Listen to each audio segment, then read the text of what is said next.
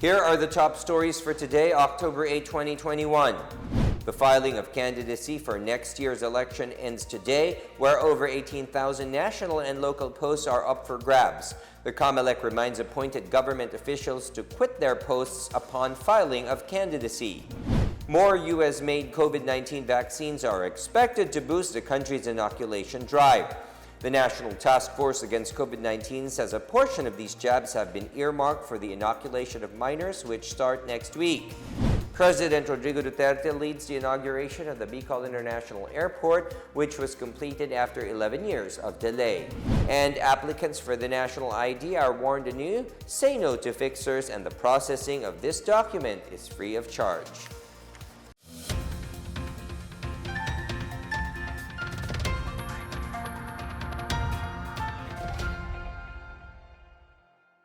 Good day, I am William Theo. Welcome to the PNA Newsroom.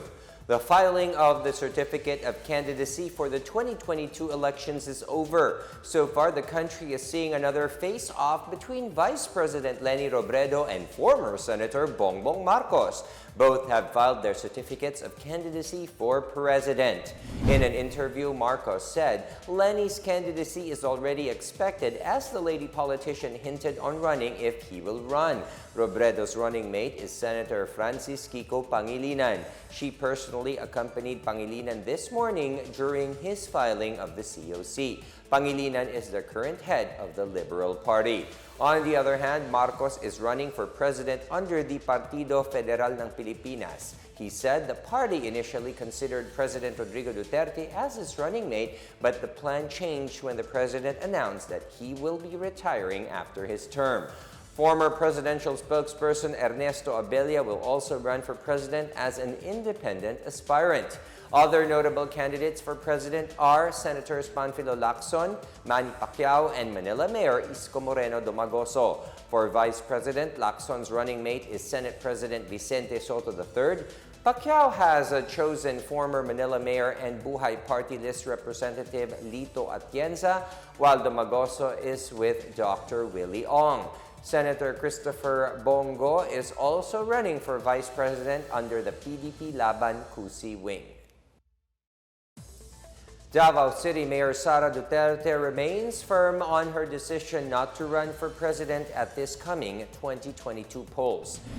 In a Facebook post, Sara said that while she is honored with the gift of love and respect of our fellow Filipinos, she decided to seek a third term as Davao City Mayor. She has called on everyone to work together for honest, orderly, and credible elections in the May 2022 polls.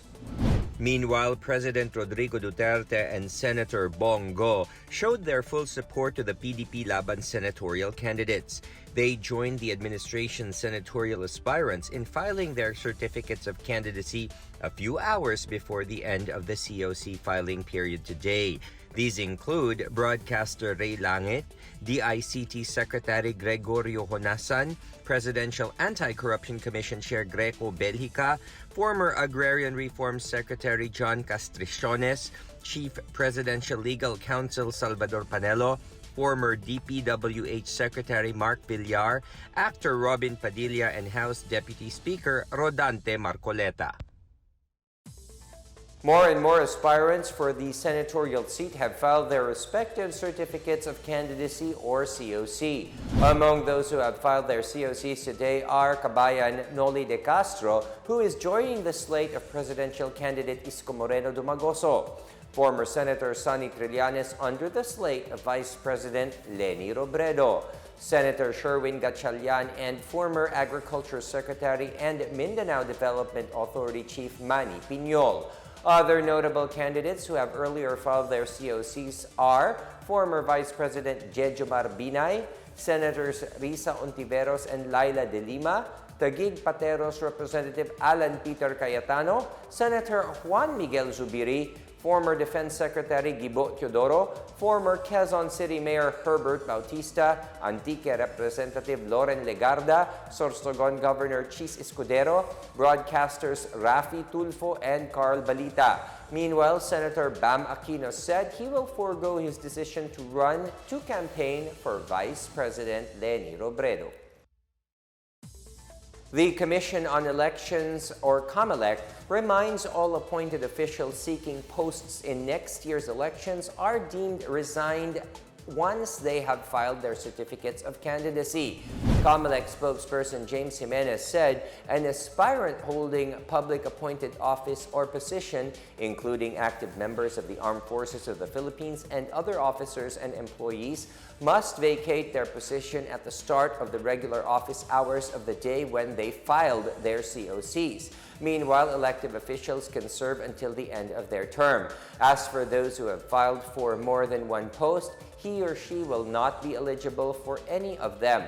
A sworn statement of cancellation may be filed to withdraw one or the other.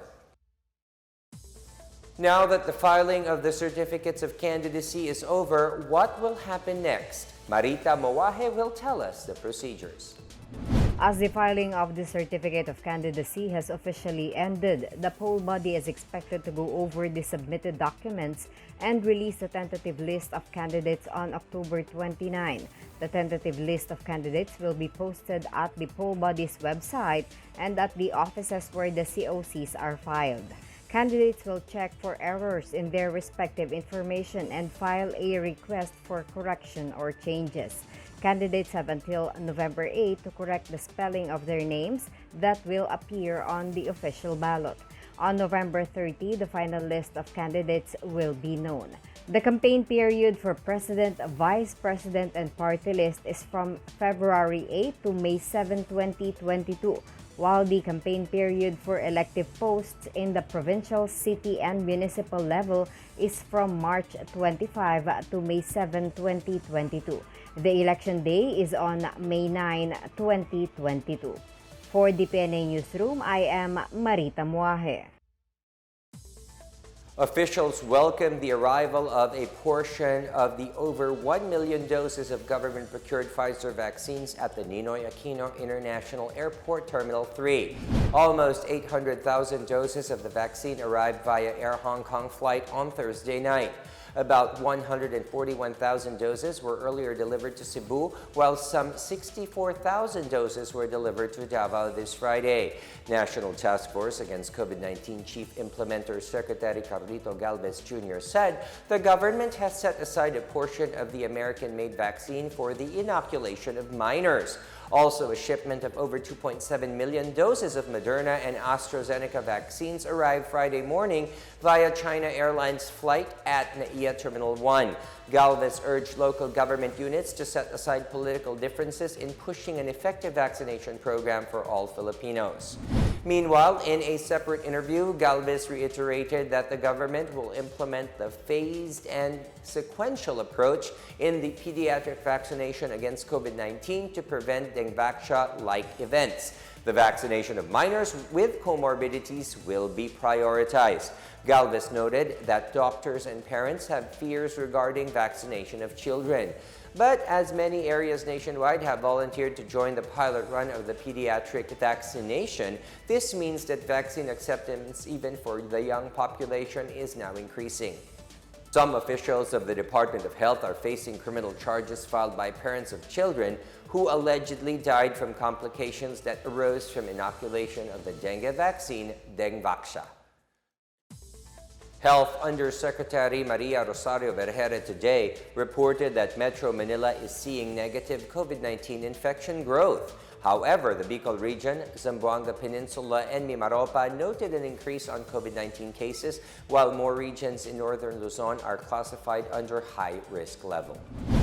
Patuloy pa rin po ang aming panawagan sa lahat na laging sumunod sa ating mga public health safety protocols ng tamang pagsuot ng face mask at face shield kahit kayo po ay bakunado na. Pagdistansya ng 1 metro mula sa ibang tao, na pag-uugas o pagsasanitize ng kamay, at pagpapanatiling maayos ang daloy ng hangin sa mga silid. At ang pinaka-importante, agad po tayo mag-isolate o magpakonsulta sa ating healthcare professionals sa unang simptomas pa lang ng COVID-19 para makatulong po tayo sa pagpigil ng pagkalat ng sakit. Let's also consciously avoid the 3 C's in every activities that we do.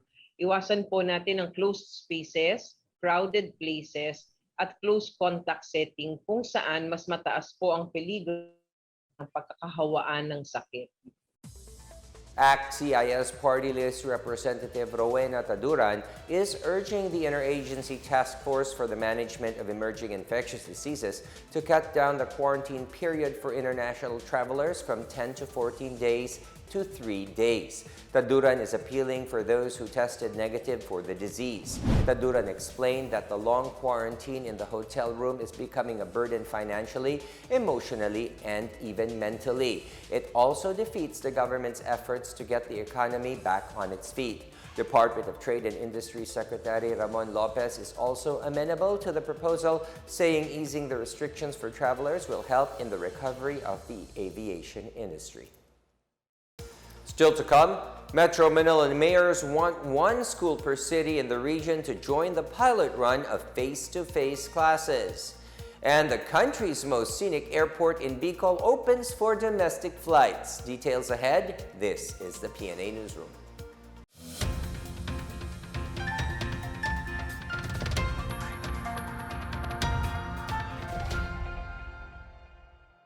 Ito ang Fast 5. Mayroon tayong 5 minuto para tanungin ang mga eksperto tungkol sa COVID-19.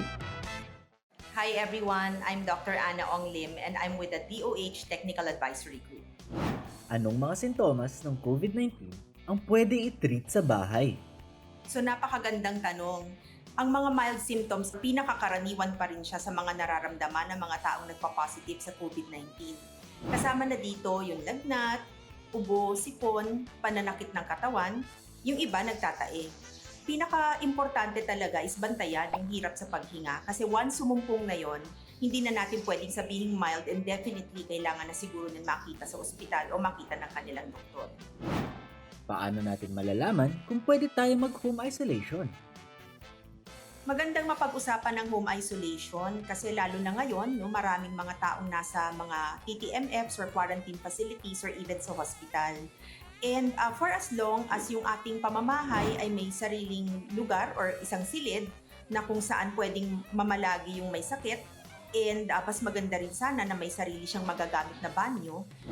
Ano naman ang pwede kong gawin kung meron akong lagnat? Ang lagnat ng COVID is not any different kumpara dun sa lagnat na nadala ng ibang sakit. Kino-consider natin na may lagnat ng isang tao pagka ang kanyang temperatura ay 37.5 pataas. Now, typically, kung meron tayong lagnat, iniinuman lang naman natin to ng paracetamol. Karaniwan, isang tableta tuwing ika-4 hanggang ika-6 na oras. Ano naman ang home treatment para sa sore throat? Ang sore throat, karaniwan, ginagamot lang natin yan using supportive care. So tulad na lang ng saline gargles or pagmumog ng water na may konting asin, o kaya pwede ring gumamit ng mga menthol preparations or menthol candies para lang medyo maibsan yung pananakit ng lalamunan. Ano naman ang warning signs ng paglala ng mga sintomas? Ang pinaka-importanting bantayan sa mga simptomas na lumalala na related to COVID-19 is really yung hirap sa paghinga. Pwede rin yun na rin na magdala nung confusion, pwede rin yung mga simptomas tulad ng sobrang panghihina kasi halos hindi na makakain, hindi makainom, no? So yung mga ganung klaseng signs, kailangan siyang masubaybayan ng healthcare professional. Paano ko naman maiiwasang mahawaan ang mga kasama ko sa bahay? Pinaka-importante dun sa iisipin natin pag tayo nag-isolate is dapat talaga nakabukod tayo sa ibang tao. So, dun lang tayo sa ating silid, dun na tayo kakain, hindi na tayo lalabas hanggang makatapos ng 10 araw. Now, kung tayo naman ay nasa isang lugar na shared bathroom pa rin ang ating ginagamit, sana yung surfaces ng banyo tulad nung yung doorknobs, yung faucet, yung pinaka-surface ng lababo, at saka yung pinag-upuan natin sa inidoro, pupunasan muna natin yan bago natin iwanan ng banyo para yung susunod na gagamit, hindi naman mahawaan ng ating mga secretions o yung mga tilamsik ng ating laway kung sakasakali naman ay tayo ang gumamit ng banyo. Sino po ang pwedeng kausapin kung may karagdagang mga tanong pa ako? maraming resources sa ating mga communities at napakaraming health workers na handang tumulong. No? So unang-una na siguro doon yung ating mga BHERTs, no? Sila naman ay naabisuhan, o yung mga midwives or nurses sa ating community, even our local health center physicians, they're always ready to help us with our questions. Maraming salamat, Doc Ana. May mga paalala pa po ba kayo? Karamihan pa rin naman sa mga kababayan natin nagpa-positive for COVID ay nabibilang dun sa mild and asymptomatic category. So, mukha namang kaya, no? Most of the time, nababantayan itong ating mga kapamilya within the home. Ang importante lang, siguro, habang maaga, meron ng link to telemedicine o kaya nakausap natin yung ating mga barangay or community healthcare workers para kung sakasakalit medyo lumala yung lagay ng ating kapamilya ay nakaset up na kung anong susunod nating gagawin. Maraming salamat sa inyong lahat and mag-ingat po tayo. Bida Solusyon Plus laban sa COVID-19.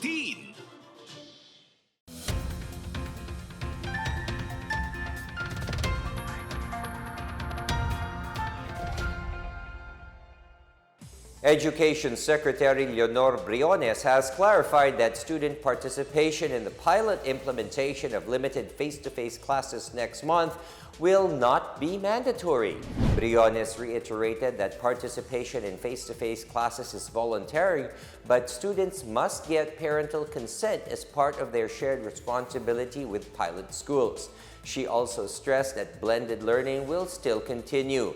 Briones said that the pilot schools are required to prepare contingency plans in case a student or personnel tests positive for COVID-19. Meanwhile, Metro Manila mayors are asking the Department of Education to include at least one school per city in the pilot face-to-face classes. On Wednesday, the DepEd released the list of 59 schools that will participate in the pilot face-to-face classes on November 15.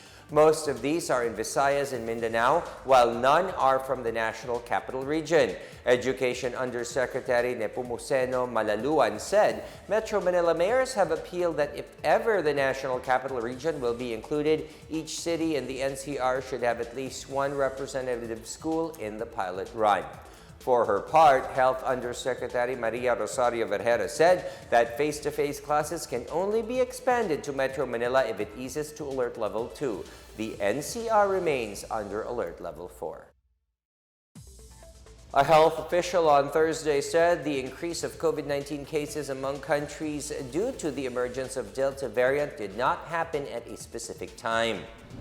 Health Undersecretary Maria Rosario Vergara commented on Nikkei Asia's COVID-19 Recovery Index latest ranking, which placed the Philippines at the last spot out of the 121 countries.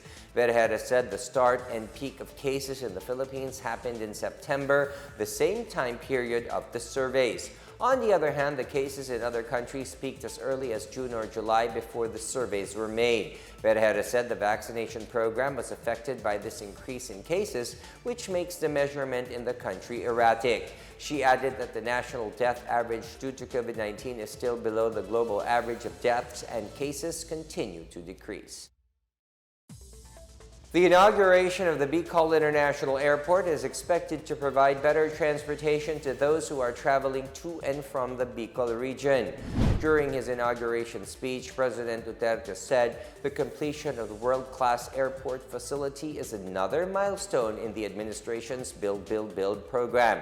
It will also allow for greater connectivity, mobility, create more jobs, and boost economic activity in other regions after 11 years of delay. The Bicol International Airport, which is dubbed as the most scenic gateway in the country, is now open to receive commercial domestic flights. It will also be ready for international flights next month.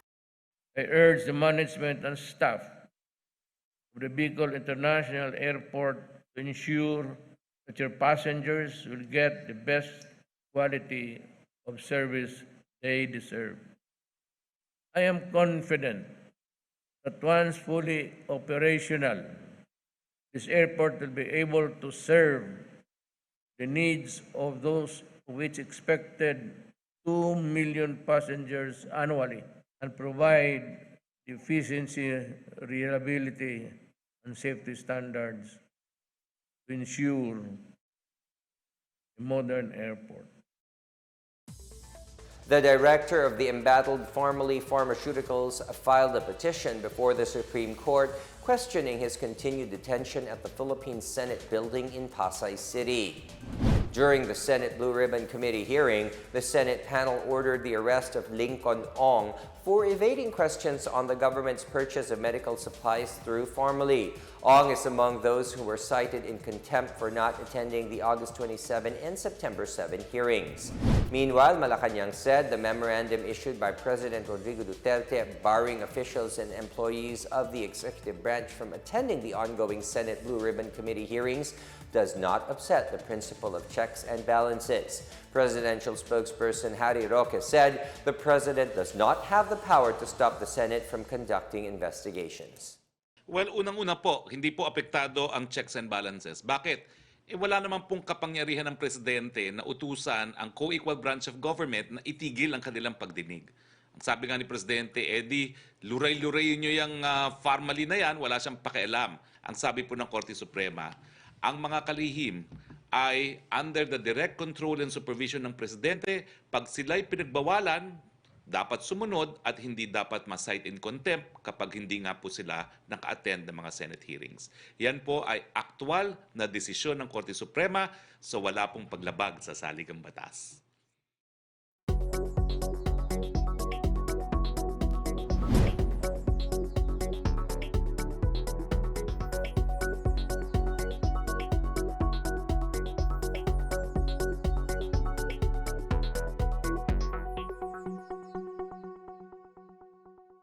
Up next, getting a national ID, the PSA says you don't have to deal with fixers and pay anything. And Pope Francis expresses shame over sexual abuse of children. Back after a quick break, stay with the PNA Newsroom.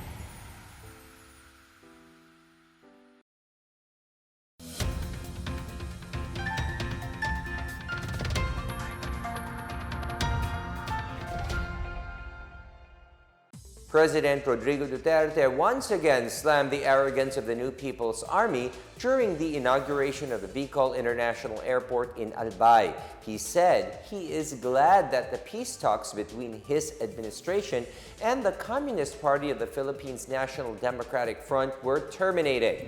President Duterte held a series of peace negotiations with the NDF, but was forced to scrap the talks following the NPA's relentless attacks against government troops and civilians.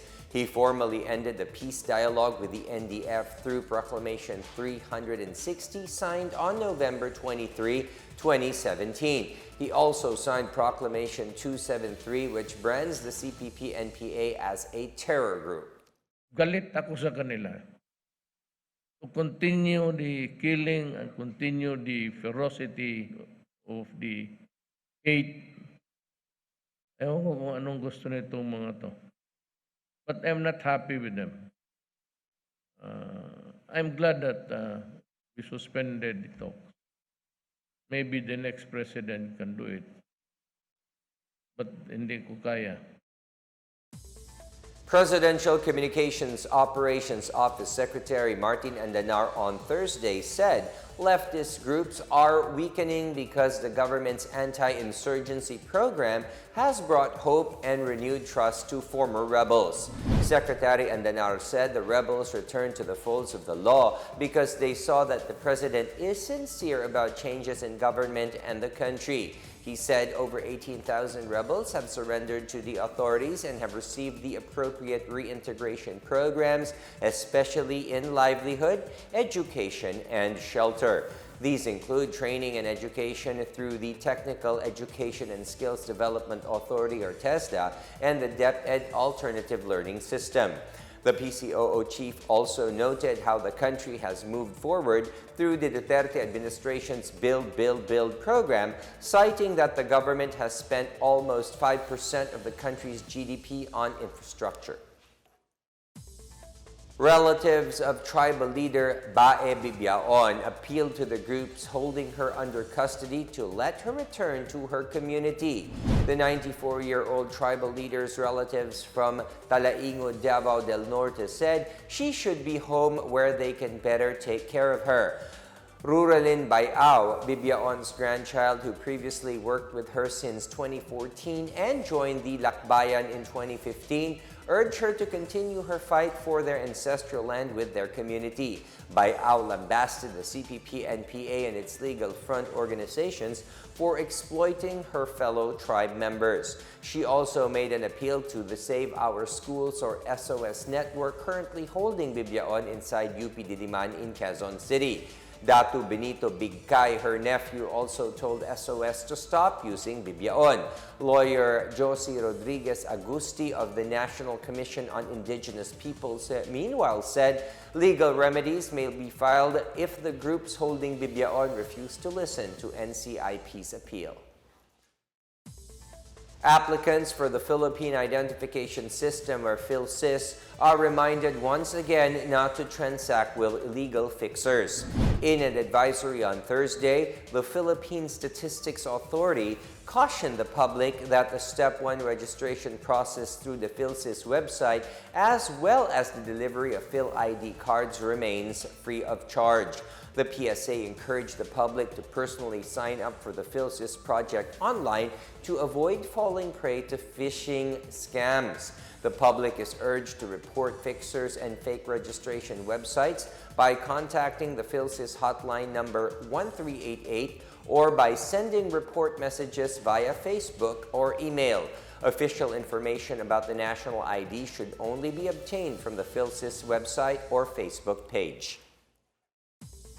Australia decided to lift its anti-dumping measure on Philippine canned pineapples 15 years after it was first imposed. This means that under the ASEAN-Australia-New Zealand Free Trade Agreement, the Philippines can now export canned pineapples duty-free to Australia. The measure expires on October 17, 2021 for consumer canned pineapples and November 13, 2021 for food service industrial canned pineapples. Agriculture Secretary William Dar said that the lifting of the anti-dumping measure will further strengthen trading relationships with Australia.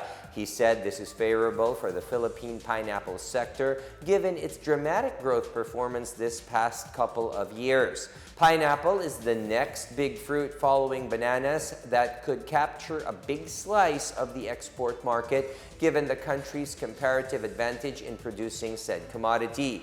The Australian government first imposed the anti-dumping measure in 2006 after Golden Circle Limited, the sole producer of canned pineapples in Australia, requested to impose it on pineapples from the Philippines.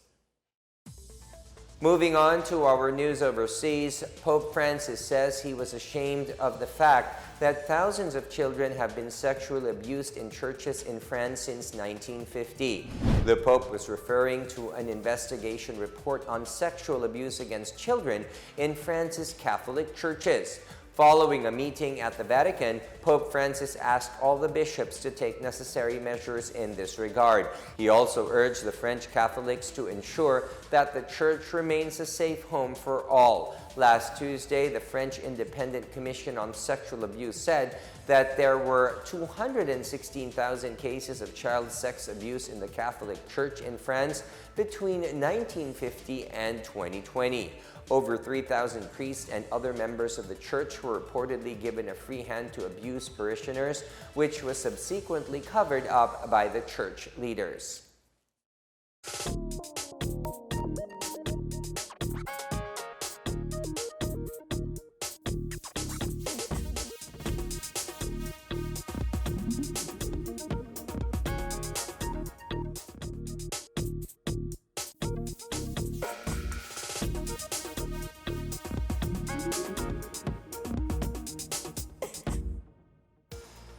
Let's take another look at today's biggest stories.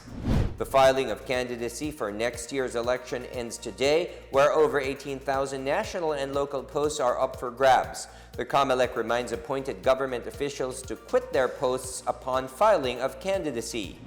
More U.S.-made COVID-19 vaccines are expected to boost the country's inoculation drive.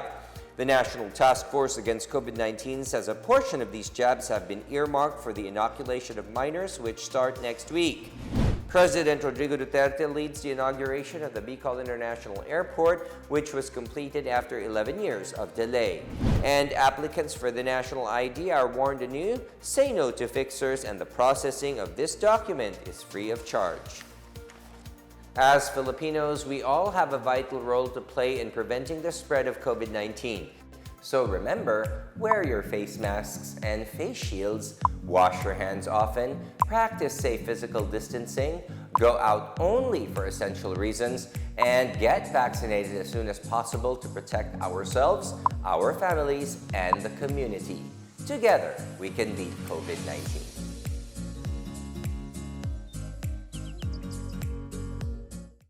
Thank you for watching another episode of the PNA Newsroom. For more news content, check our webpage or log on to the Philippine News Agency's Facebook and Twitter accounts. For more stories about the government and how it serves Filipinos, look for these hashtags in all of our social media platforms and websites. We are shown on the pages of the PCOO and its attached agencies. Also, watch us on television on PTV4 and IBC 13. And it is 78 days to go before Christmas. Happy weekend, everyone. And that's your daily dose of the biggest stories that you need to know from the PNA Newsroom. We tell stories that inspire change. I am William Theo. Good day. Stay safe, everyone.